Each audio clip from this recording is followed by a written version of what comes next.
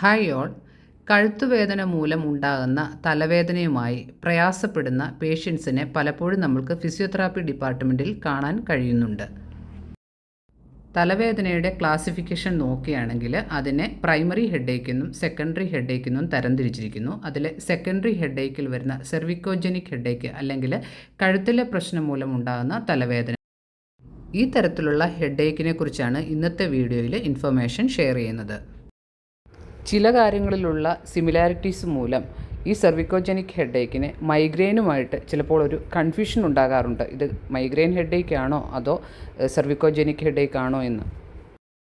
ഈ വീഡിയോയിലൂടെ ഈ സെർവിക്കോജനിക് ഹെഡേക്കിൻ്റെ കാരണങ്ങൾ എന്താണെന്നും അതിൻ്റെ സിംറ്റംസ് എന്താണെന്നും അത് മൈഗ്രെയിൻ ഹെഡേക്കിൽ നിന്ന് എങ്ങനെ വേർതിരിച്ച് അറിയാമെന്നും അതുപോലെ തന്നെ ഫിസിയോതെറാപ്പിയിലൂടെ പ്രത്യേകിച്ചും മയോഫേഷ്യൽ റിലീസ് എന്ന് പറഞ്ഞ ടെക്നിക്കിലൂടെയും എക്സർസൈസ് തെറാപ്പിയിലൂടെയും ഈ വേദനയെ നമുക്ക് എങ്ങനെ പരിഹരിക്കാമെന്നുമുള്ള കാര്യങ്ങളാണ് നമ്മൾ ഇതിലൂടെ മനസ്സിലാക്കാനായിട്ട് പോകുന്നത്.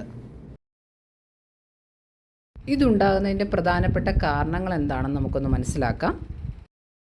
ചില അനാട്ടമിക്കൽ സ്ട്രക്ചേഴ്സ്, അതായത് നമ്മുടെ നട്ടെല്ലിന് 33 കശേരുക്കളാണുള്ളത്. അതിൽ കഴുത്തിൻ്റെ ഭാഗത്ത് 7 എണ്ണമാണുള്ളത്. അതിനെ സെർവിക്കൽ ഏരിയ എന്നാണ് അറിയപ്പെടുന്നത്. അവിടുത്തെ C1 to C3 എന്ന് പറയുന്ന ഭാഗത്തെ ചില പ്രശ്നങ്ങൾ അത് ഇങ്ങനെയുള്ള തലവേദനയ്ക്ക് കാരണമാകുന്നു. നെക്സ്റ്റ് പോയിൻ്റ്, ഇൻ്റർ വെർട്ടിബ്രൽ ഡിസ്കിനുണ്ടാകുന്ന ഡീജനറേറ്റീവ് ചേഞ്ചസ് ആ ഭാഗത്ത് നെർവ്സിനൊക്കെ ഇറിറ്റേഷൻ ഉണ്ടാക്കാനുള്ള സാധ്യതയുണ്ട്. അതും ഹെഡേക്കിന് കാരണമാകുന്നു. ഇനിയൊരു പോയിൻ്റ്, ഈ ഫസറ്റ് ജോയിൻസും അതിനെ ചുറ്റിയുള്ള ലിഗമെൻറ്റ്സ് ഒക്കെ ഉണ്ട്. അതിനുണ്ടാകുന്ന ഇൻഫ്ലമേഷനും ഇറിറ്റേഷനും ഒക്കെ ആ ഭാഗത്തുണ്ടാകുന്ന പ്രശ്നങ്ങളും ഈ തലവേദനയ്ക്ക് കാരണമാകുന്നുണ്ട്. വേറെ ഒരു പോയിൻ്റ് എന്താണെന്ന് നോക്കുകയാണെങ്കിൽ സബോക്സിപിറ്റൽ മസിൽസ്, ഈ ഭാഗത്തുള്ള മസിൽസാണ് അതിനുണ്ടാകുന്ന ഇറിറ്റേഷൻസ്, അതിനുണ്ടാകുന്ന പ്രശ്നങ്ങൾ ഇതിന് കാരണമാകുന്നു. ഇതുകൂടാതെ ചില നെർവ് ഇൻവോൾവ്മെൻറ്റ്, അതായത് ന്യൂറൽ പാത്വേക്ക് ഉണ്ടാകുന്ന ഇൻവോൾവ്മെൻറ്റ്, പ്രത്യേകിച്ചും ട്രൈജെമിനൽ നെർവും cervical nerve C1 to C3 ഇതും ഇങ്ങനെ ഉണ്ടാകുന്ന ഇറിറ്റേഷനുമൊക്കെ ഈ തലവേദനയ്ക്ക് കാരണമാകുന്നുണ്ട്. ഇതുകൂടാതെ എടുത്തു പറയേണ്ട ഒരു കാര്യം, ട്രിഗർ ഫാക്ടേഴ്സ്, അതായത് നമ്മുടെ പുവർ പോസ്ചർ എന്ന് പറയുന്നതും നെക്കിൻ്റെ സഡനായിട്ടുള്ള മൂവ്മെൻറ്റും റിപ്പീറ്റഡ് ആയിട്ടുള്ള സ്ട്രെയിനും അതുപോലെ തന്നെ സ്ട്രെസ്സും ടെൻഷനും ഒക്കെ ഈ തലവേദന കൂട്ടുന്നതിന് കാരണമാകുന്നു. അതായത് സ്ലീപ്പ് പ്രോപ്പർ റിലാക്സേഷൻ കിട്ടാത്തതും ഇതിനൊരു ട്രിഗറിങ് ഫാക്ടറാണ്. സെർവിക്കോജനിക് ഹെഡേക്കിൻ്റെ സിംറ്റംസ് എന്തൊക്കെയാണെന്നൊന്ന് മനസ്സിലാക്കാം. യൂണിലാറ്ററൽ ഡൊമിനൻറ്റ് ഹെഡേക്കാണ്. അതായത് ഈ റാം ഹോൺ എന്ന് ഉദ്ദേശിച്ചിരിക്കുന്നത് ഈ പെയിൻ എന്ന് പറയുന്നത് ശരിക്കും ഈ ഒരു കർവ് ഷേപ്പിലുള്ള ഒരു ഡിസ്ട്രിബ്യൂഷനാണ്. സാധാരണഗതിയിൽ ഇതിൻ്റെ പാറ്റേൺ അത് ഓക്സിപിറ്റൽ റീജിയനിലോ അല്ലെങ്കിൽ ടെമ്പോറലോ ഫ്രണ്ടൽ റീജിയനിലേക്ക് റേഡിയേറ്റ് ചെയ്യാറുണ്ട്. മോഡറേറ്റ് ടു സിവിയർ പെയിൻ ആയിരിക്കും പൊതുവേ ഇത് കാണിക്കുന്നത്. നെക്കിനുണ്ടാകുന്ന അമിതമായ സ്ട്രെയിന്, നെക്ക് മൂവ്മെൻറ്റ്സ്, പോസ്ചറിലുണ്ടാകുന്ന വ്യതിയാനങ്ങളൊക്കെ ഈ തലവേദനയുടെ കാഠിന്യം കൂട്ടുന്നു. തൊട്ടു നോക്കുമ്പോഴുള്ള ഡിസ്കംഫോർട്ട് അല്ലെങ്കിൽ ഒരു പെയിൻ, ടെൻഡർനെസ് അതൊക്കെ ഈ സബോക്സിപിറ്റൽ റീജിയനിലും ഈ വെർട്ടിബ്രയിലും ഫസറ്റ് ജോയിൻറ്റിലുമൊക്കെ അനുഭവപ്പെടാറുണ്ട്. അതും ഇതിൻ്റെ ഒരു പ്രധാനപ്പെട്ട ക്ലിനിക്കൽ ഫീച്ചറാണ്. ഇങ്ങനെ ഹെഡേക്ക് ഉള്ളവർക്ക് അവരുടെ നെക്ക് മസിൽസിന് നല്ല ടൈറ്റ്നെസ്സും അതുപോലെ തന്നെ മസിൽസിൽ ട്രിഗർ പോയിൻറ്റ്സും ഉണ്ടായിരിക്കും. ഇതുകൂടാതെ നെക്ക് മസിലിനെ ഇവാലുവേറ്റ് ചെയ്യുമ്പോഴത്തേക്കും പലപ്പോഴും വീക്ക്നെസ് ഉണ്ടായിരിക്കും. മൈഗ്രെയിൻ ഹെഡേക്കുമായിട്ട് ഇതിനുള്ള വ്യത്യാസങ്ങളൊന്ന് മനസ്സിലാക്കാം.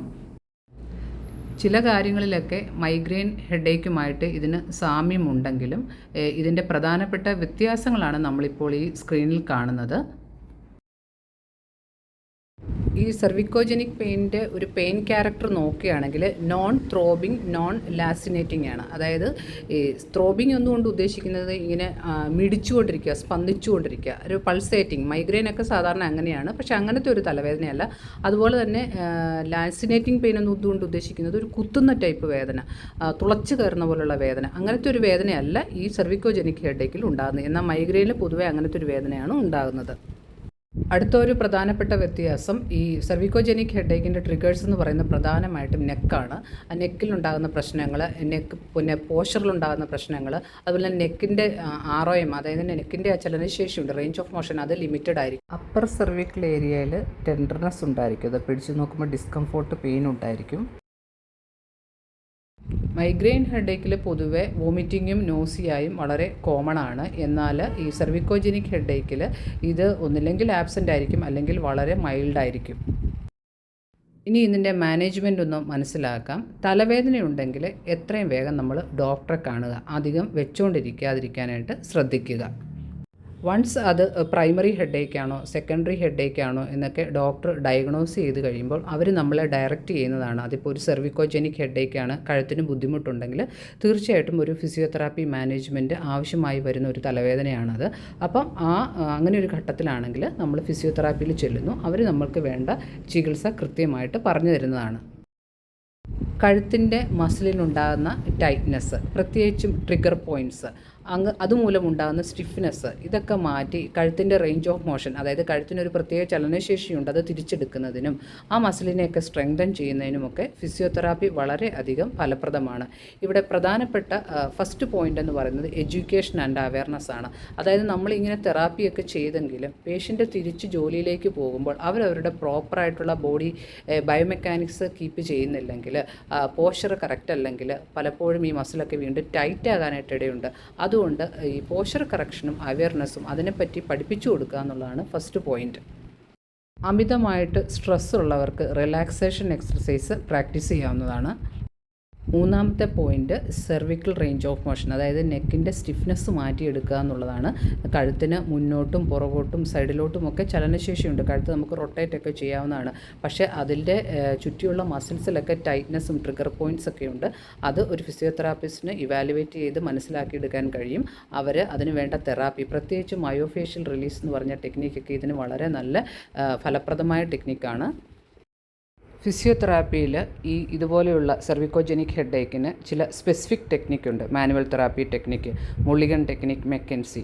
അത് നമ്മൾ പേഷ്യൻസിന് ഇൻഡിവിജ്വൽ ഡിഫറൻസ് ഉണ്ട്. അതുകൊണ്ട് നമുക്ക് ഓരോ പേഷ്യൻറ്റും എന്താണ് വേണ്ടത്, ഏത് തെറാപ്പിയാണ് ഏറ്റവും ഫലപ്രദമാകുന്നത് പേഷ്യൻറ്റിനെ ഇവാലുവേറ്റ് ചെയ്തിട്ട് ഫിസിയോതെറാപ്പിസ്റ്റാണ് ഡിസൈഡ് ചെയ്യുന്നത് ഏതൊക്കെ ഒരു കോമ്പിനേഷൻ ഓഫ് ട്രീറ്റ്മെൻ്റ് ആണ്.